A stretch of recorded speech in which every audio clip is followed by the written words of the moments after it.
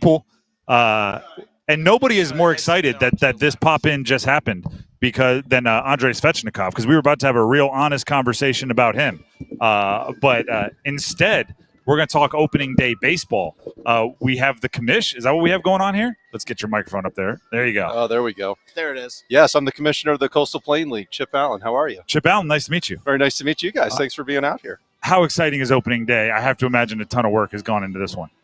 Oh, man, every opening day is different and exciting, and just a ton of work goes into it, and you get to see all the people come out and remember their love for the Salamanders and how exciting this is. That's the joy in their faces is what makes it all worth it. All right, let's talk Coastal Plains League, because just getting like this atmosphere, first of all, is awesome, and the affordability, and we're seeing all of the things that it offers. But when it comes to selecting the players, picking the level, who gets these opportunities, how does everything go into that? So our teams actually go out and they draft, okay, and they research and figure out who they want to come here, and they'll talk to coaches, and they build those relationships up over the years. And so you really want, a lot of those relationships with Power 4 schools and other schools, and so it really depends on your coach on those relationships and how and who they get. So they are obviously the college kids are going to be in the off season trying to get some wood bat reps and things like that. How are the scouts coming through? Like give us the details. We get a lot of scouts coming through. We'll get a lot of scouts at our All-Star event, which we'll have down in Macon, Georgia this year.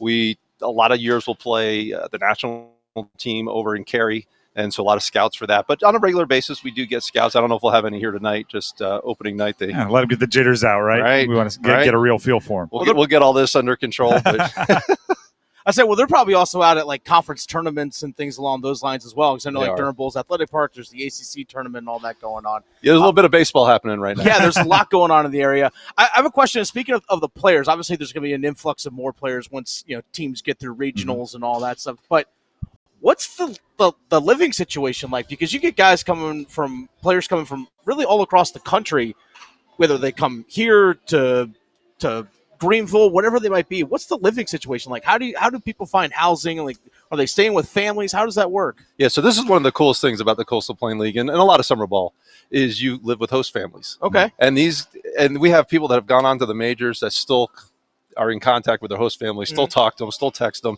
They still go out to games. And so they build this really cool relationship over the summer, and it just lasts a lifetime for a lot of these guys. And that's really one of the better kind of side effects of college baseball in the summer. Chip Allen, Coastal Plains League Commissioner, joining us here in Ting Stadium, the home of the Holly Springs Salamanders, where they're opening up their season in a little over 3 hours from now. Alexia Jorge. Yes. There is a women's player joining the Salamanders this year. From a league perspective, how cool is that? How does that develop? Is there approvals necessary? If you go to the Salamanders website, it's one of the first things they're talking about because it is such a unique situation. We are very excited about kind of breaking down that barrier, making it more accessible for everybody, right? Baseball should be open to everybody if you can play it, right? So she's earned her spot. She's played 4 years of college baseball with the guys, and so this is not new to her. It's just new to us. And so we're thrilled to have her.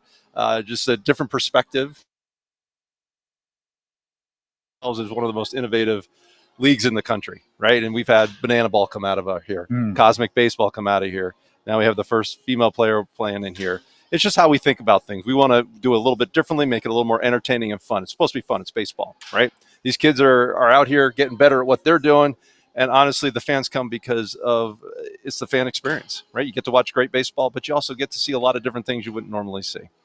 I'm curious on this because obviously in this part of the country, college sports are so huge and they're changing rapidly.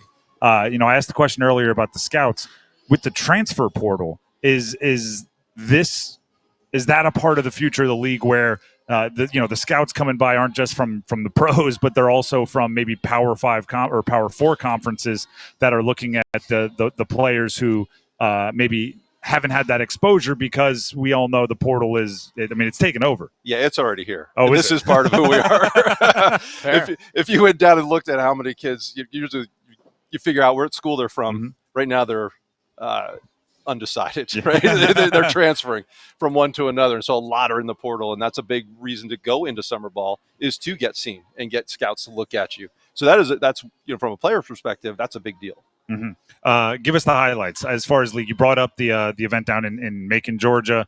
If there is a gigantic baseball fan that loves the Coastal Plains League, loves the smell of fresh mowed turf in the morning, what are the Coastal Plains League highlights this year? Well, obviously it's a short season, so we got 2 months, and so we're out fast, and you'll see a kind of 4 games in the next 4 days right here in this stadium. Right here in this stadium, Crank we have them out. 31. That's percentage wise, that's pretty high. So you got to get here to see them. So every team does something different, right? And so going out to each one of those teams is kind of a fun thing to do. There's 15 teams. We start 3 in Virginia, and 9 in North Carolina, 2 in.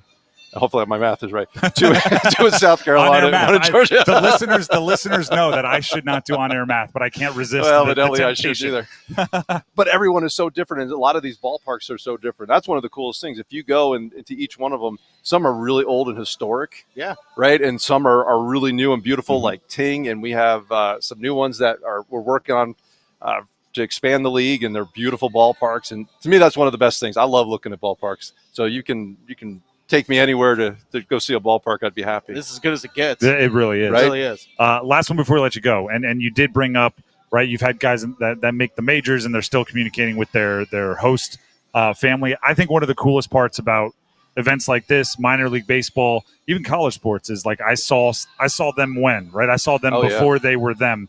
As the commissioner, do you have any of those that stand out where somebody was super the bigs or went on the big things? There's a lot of those stories. I mean, you have everything from Russell Wilson, who may not have made it in baseball, but I think you've heard of him, right? Yeah, okay. Exactly. That wasn't the one I was expecting, but that is a very good. I saw him when he was a baseball player in a wood bat league. He is our most famous non-baseball player. Is that a good way of saying it? But Verlander's a big one that we kind of always showcase. I would say two pretty darn good ones. And right Baum, who just won when he did the home run derby, he had actually won the home run derby here in the Coastal Plain League. So take credit for that, right? The reason he won that one is because I believe it was 100% the CPL. There you go. I think you're right. Chip, we appreciate you for stopping by. Yeah, Enjoy absolutely. opening day. All right, guys. Thank you so much for being out here. Thanks, of Chip. course. Appreciate it. Once again, that is Chip Allen, the commissioner of the Coastal Plains League, jumping on with us here at Ting Stadium, home of the Holly Springs Salamanders.